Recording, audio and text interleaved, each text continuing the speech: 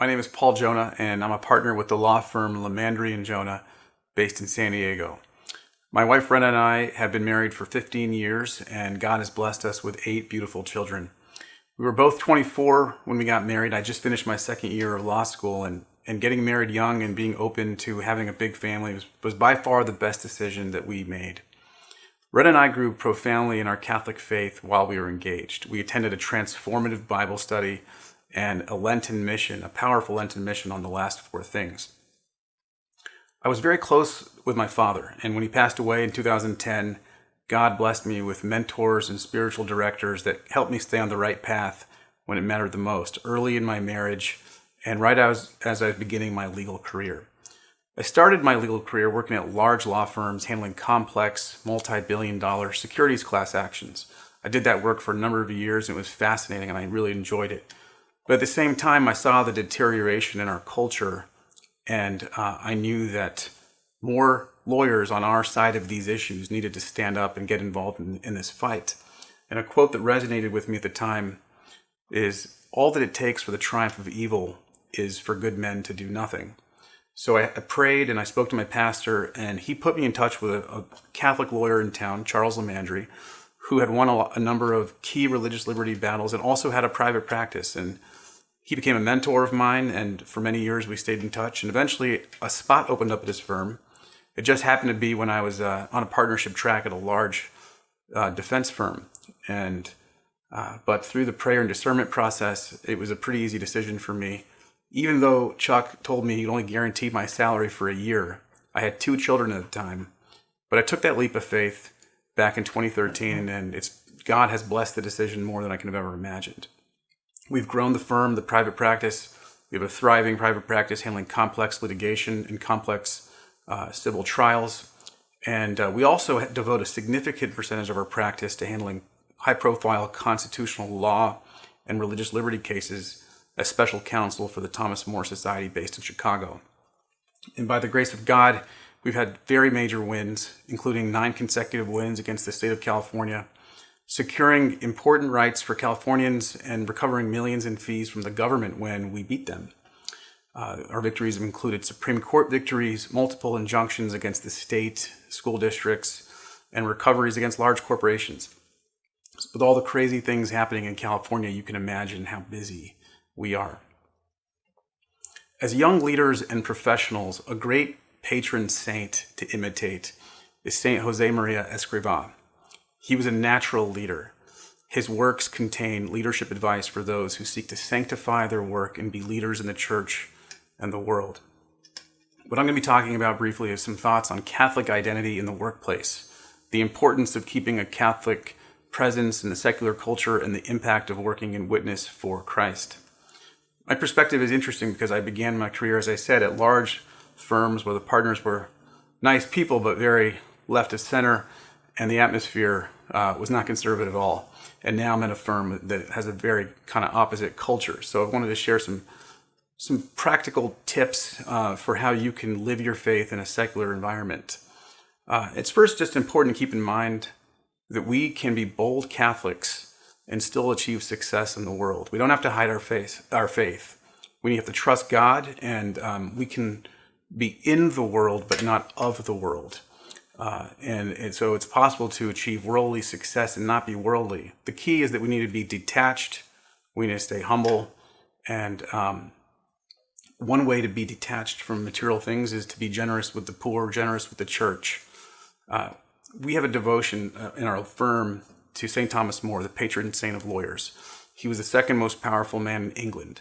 He was the Lord High Chancellor. He had immense wealth. He was not attached to his wealth, and this is shown in many of his writings. He served the poor. He was friends with King Henry VIII, and he worked directly underneath him. But when King Henry demanded that Thomas More recognize him as head of the church in England and approve of his adulterous marriage, St. Thomas More stood firm and refused to give in, and as a result, he was beheaded. Before he was executed, he said, "I die the king's good servant, but God's first." St. Thomas More was obviously the exception. He's a saint. Worldly success can often distract us from God, so we have to stay humble and constantly remember why God put us here. In the end, God won't be impressed with the same things that impress the world. He doesn't care about our awards or accolades or our bank accounts unless we use them in his service. Needless to say, there's a lot of darkness and confusion in the world right now. We as Catholics are called to be the salt and light of the world. And around us, we see many people who are essentially blind to the truth. St. Alphonsus says that every sin produces blindness. And as sin increases, so does the blindness increase. Sin is obviously rampant around us. But as faithful Catholics, Christians, striving to live in the state of grace, we are not blind, and we need to be that light to this world. And there's so many ways to do that. I'll just share a few thoughts in the workplace, but the key, obviously, is to live a virtuous life. Focus on your interior life, stay close to the sacraments, frequent mass, confession. This is obviously a spiritual battle around us, and so it's important as well to choose a parish that's a solid parish, not necessarily the closest parish to you. Choose a pastor that's going to challenge you. And one of the things that I found very helpful in my life is to constantly read about the lives of the saints.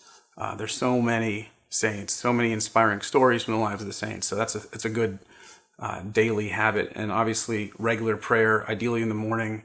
But in the workplace, some kind of random thoughts and tips that I'll share is, as lawyers, as I said, we have a devotion to St. Thomas More. I have a large photo of him in my office. If there's a saint you have a devotion to, you maybe put a picture or image of the saint in your office. That can start a conversation. Maybe you put a crucifix in your office, depending on the atmosphere where you work. I have a little skull in my desk. That has also been a conversation starter. And the reason I have it there is memento mori. Keep your end in mind. It's a reminder to always keep your end in mind, which is a helpful thing for me, I found in my spiritual life. Don't be ashamed to say the sign of the cross before you have a meal, even at work, or to say grace. You'll be surprised. Many people actually probably want to say grace, but at least do the sign of the cross. Don't be ashamed to show up to work on Ash Wednesday with ashes on your forehead, or to live your faith. Obviously pray and discern how best to do that in your culture.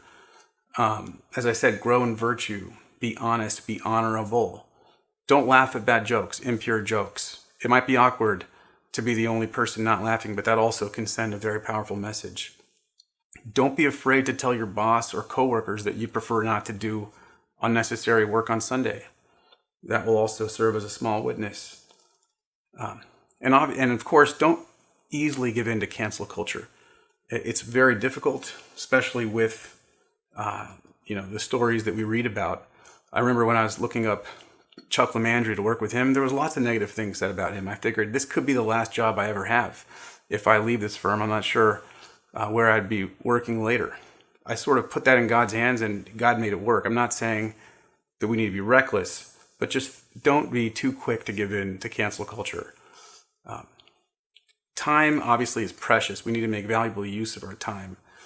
So that's something to also keep in mind. C.S. Lewis has a quote that I really like. He says, "Christianity, if false, is of no importance, and if true, of infinite importance.